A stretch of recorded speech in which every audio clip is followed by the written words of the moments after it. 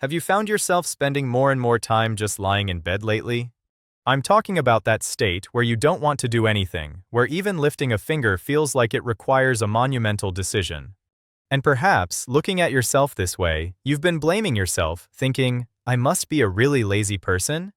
Now, listen to me carefully. You might not be lazy at all. In fact, it could be your body and mind's last desperate cry for help: burnout. Try to think back to this morning. When your alarm went off, you opened your eyes, but didn't your body feel as heavy as lead, as if you were sinking into a swamp? You force yourself up and head to the bathroom, but the reflection in the mirror is just dull and lifeless. Even the simple task of getting ready to go out, which you used to finish in no time, now feels like a colossal chore. People might say, "You just lack willpower, try a little harder." But doesn't that just make you feel even more suffocated? You truly want to live with passion, you want to be as energetic as you used to be, but like a car with a broken engine, your body just won't move the way you want it to. The truth is, burnout and laziness look very similar on the surface. That's why so many people mistake one for the other. But they are completely different stories. Burnout is a state of being completely drained, where your emotional, physical, and mental energy has been totally depleted due to excessive stress. It's time for us to properly understand what burnout is. If you relate to these next 6 points, the sense of helplessness you're experiencing is not just simple laziness. First, you feel disconnected from everything. Do you feel like you're living on autopilot every single day, just going through the motions mechanically? If you feel like you're not yourself, as if you're sitting in a distant theater seat watching your own life unfold, you need to pay attention. In psychology, this is called depersonalization. To put it simply, it's like living with your soul detached from your body. You could be sitting in a cafe, chatting happily with friends, but deep down, you feel completely empty. You're smiling on the outside, but inside you're thinking, what am I even doing here? And you feel no emotion at all. This is a heavy, painful numbness, on a completely different level from what a lazy person feels. That desperate feeling that you're no longer in the driver's seat of your own life, that is a sign of burnout. Second, you used to be a passionate and energetic person. Laziness is often a part of someone's inherent personality. It's a tendency they've had since they were young to be laid back and dislike exerting effort. But burnout is different. It's highly likely that you were once a go-getter who worked harder than anyone, who, once you set a goal, saw it through to the end. Burnout is what happens when people who excelled in school, were recognized at work, or were more passionate about their craft than anyone else, suddenly find their energy cut off, leaving them unable to do anything. Now imagine this. A race car that has stopped because it ran out of fuel is clearly different from a car that was never even started, right? You're not a car that won't start. You're a car that has run for so long that your fuel tank is now empty. The third symptom is losing your passion for the things you once loved. This is the part that's truly heartbreaking. Maybe playing a round of a game after work was your only joy, or perhaps you absolutely loved sweating it out playing tennis every weekend. But at some point, even those things you loved start to feel like a burden. If playing the guitar was your hobby, now just looking at the dust-covered guitar case in the corner might fill you with irritation.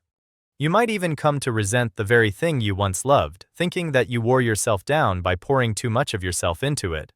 This isn't about not doing something because you're feeling lazy, it's that the very feeling of liking something inside you has burned out, leaving only ashes. Fourth, you've suddenly become quick to anger and more sensitive. Have you ever found yourself unable to control your anger over something you normally would have just laughed off? For instance, you feel a surge of rage when the checkout at the convenience store is a bit slow, or you snap at a family member for a casual comment, only to regret it later. This feeling, as if your emotional control system is broken, is a very common symptom of burnout. On the other hand, genuinely lazy people are usually very laid back and relaxed. They're the type to shrug things off with a whatever, no matter what anyone says. But you are now in a state of having zero emotional bandwidth, so even the smallest stimulus can make you explode. It's just like a cup filled to the very brim with water, where a single extra drop will cause it to overflow. Fifth is a complete neglect of self-care.